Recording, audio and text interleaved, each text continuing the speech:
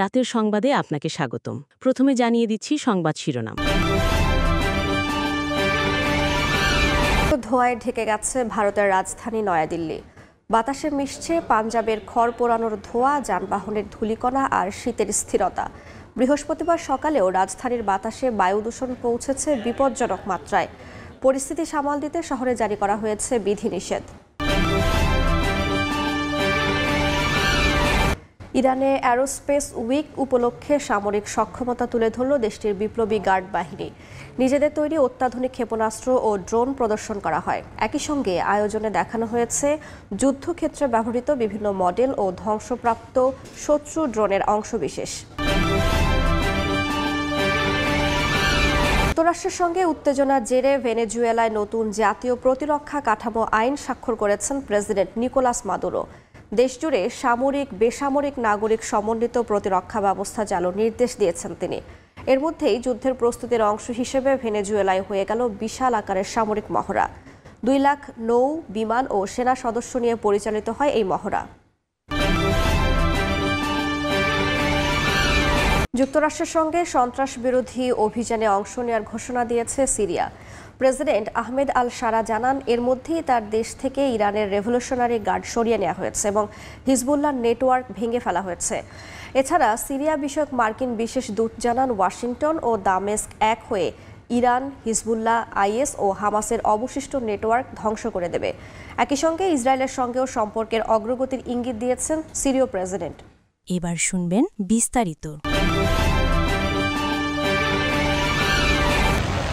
নয়াদিল্লি থেকে 300 কিলোমিটার দূরের পাঞ্জাবের মানসা জেলায় একের পর এক মাঠে জ্বলছে খড়। ধান কাটার পর দ্রুত গম বপনের প্রস্তুতিতে কৃষকরা জমি পরিষ্কার করছেন আগুন জ্বালিয়ে। আকাশ জুড়ে ধোঁয়ার আস্তরণ, সূর্যাস্তে ধূসর কমলা রঙের ধোঁয়া ছড়িয়ে পড়ছে চারপাশে। কৃষকরা বলছেন, সীমিত সময় আর অর্থের অভাবেই তারা ঘর পোড়াতে বাধ্য হচ্ছেন। একটি গ্রামের 5500 একর জমির জন্য মাত্র 2টি সুপার সিডার ট্রাক্টর দিয়ে সব জমি পরিষ্কার করা অসম্ভব বলেও জানান তারা। তাই কোনো বিকল্প না থাকায় এই পদ্ধতি বেছে নিয়েছেন কৃষকরা। পাঞ্জাবের কৃষকরা খড় পোড়াতে চায় না, কিন্তু সীমিত যন্ত্রপাতি ও অর্থের কারণে বাধ্য হয়ে পোড়াচ্ছে। আমরা অসহায়, নিজেদের বাতাস আমরা দূষিত করতে চাই না। এদিকে স্থানীয় সময় বৃহস্পতিবার সকালেও নয়াদিল্লির দূষণের মাত্রা ছাড়িয়েছে বিপজ্জনক সীমা। PM 2.5 ঘনমাত্রা 423।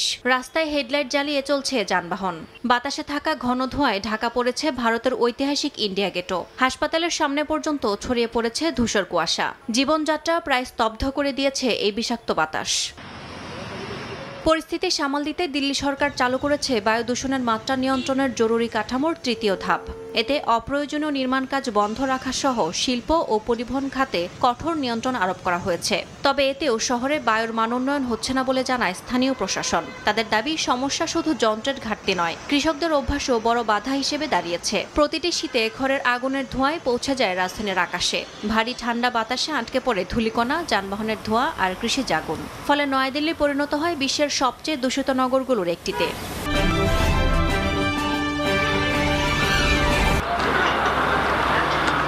ইরানের বিপ্লবী গার্ড মিউজিয়ামে পা দিলেই দেখা মিলবে সারি সারি ক্ষেপণাস্ত্র সহ অত্যাধুনিক সব সমরাস্ত্রের। তেহরানে স্থানীয় সময় বুধবার শুরু হয় অ্যারোস্পেস উইক উপলক্ষে নিজেদের সামরিক সক্ষমতা তুলে ধরতেই এই প্রদর্শনীর আয়োজন, যা দেখতে জাদুঘরে ভিড় জমিয়েছেন শত শত মানুষ।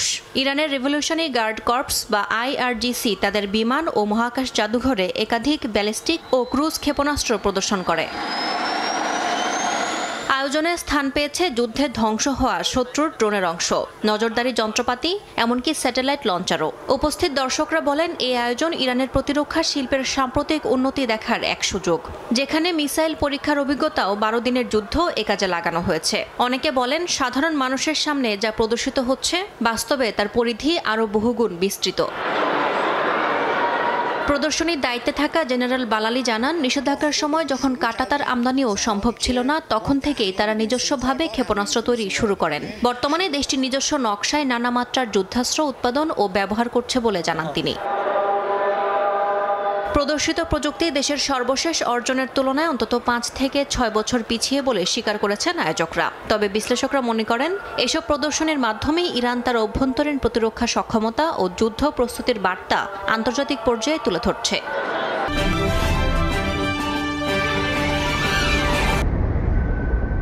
ভেনেজুয়েলার অভ্যন্তরে নৌ, বিমান ও স্থলবাহিনীর সমন্বয়ে হয়ে গেল ইন্ডিপেন্ডেন্স ফোর্সেস ডিপ্লয়মেন্ট 2025 নামে বিশাল সামরিক মহড়া। যুক্তরাষ্ট্রের হুমকি মোকাবিলার প্রস্তুতি হিসেবেই এমন পদক্ষেপ মাদুরো প্রশাসনের। ওয়াশিংটন কারাকাস উত্তেজনা দিন দিন বেড়েই চলেছে।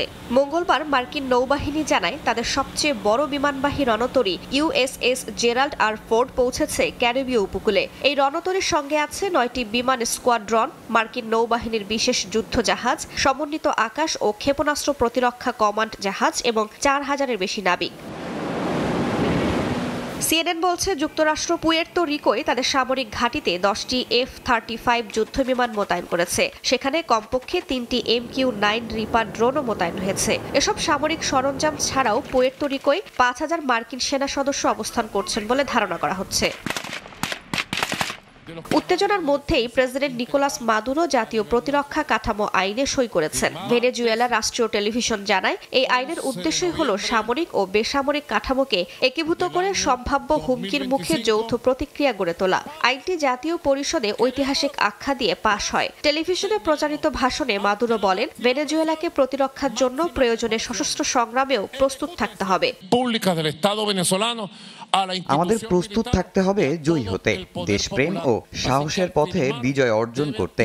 তাই আমি জাতীয় সম্মিলিত প্রতিরক্ষা কমান্ড গঠনের আইন সই ও বাস্তবায়নে পদক্ষেপ নিচ্ছি। যুক্তরাষ্ট্র ক্যারিবীয় উপকূলে মাদক বিরোধী অভিযান চালাচ্ছে দাবি করলেও ভেনেজুয়েলা বলছে এটি সরাসরি সার্বভৌমত্বের ওপর হুমকি। আর বিশ্লেষকরা বলছেন যুক্তরাষ্ট্রের মূল লক্ষ্যই হল মাদুরো সরকারকে ক্ষমতা থেকে সরিয়ে ভেনেজুয়েলার প্রাকৃতিক সম্পদে অবাধ প্রবেশ নিশ্চিত করা।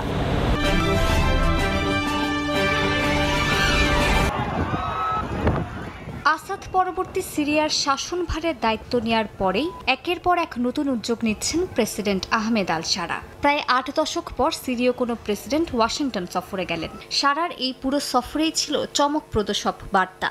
সিরিয়ার প্রেসিডেন্ট ঘোষণা দিয়েছেন দামেস্ক থেকে ইরানের রেভলিউশনারি গার্ড সরিয়ে নেওয়া হয়েছে এবং হিজবুল্লাহ নেটওয়ার্ক ভেঙে ফেলা হয়েছে। ওয়াশিংটনে প্রেসিডেন্ট ডোনাল্ড ট্রাম্পের সঙ্গে ঐতিহাসিক সাক্ষাৎ শেষে তিনি জানান, সিরিয়া এখন যুক্তরাষ্ট্রের সঙ্গে সন্ত্রাস বিরোধী অভিযানে অংশ নিতে প্রস্তুত।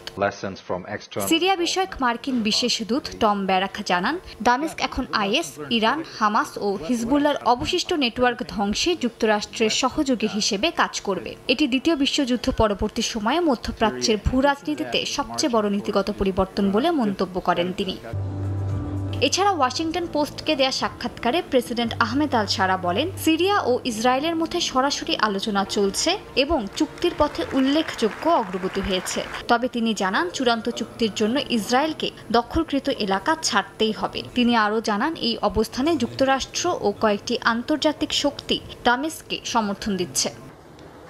একই সঙ্গে রাশিয়ার সঙ্গেও সম্পর্ক পুনর্গঠনের ইচ্ছা প্রকাশ করেছেন আহমেদ আল শারা। তিনি জানিয়েছেন, জাতিসংঘ নিরাপত্তা পরিষদে রাশিয়ার ভোট সমর্থন চাই সিরিয়া। তবে মস্কোতে অবস্থানরত সাবেক মার্কিন প্রেসিডেন্ট বাশার আল আসাদকে বিচারের মুখে আনতে তারা অঙ্গীকারবদ্ধ।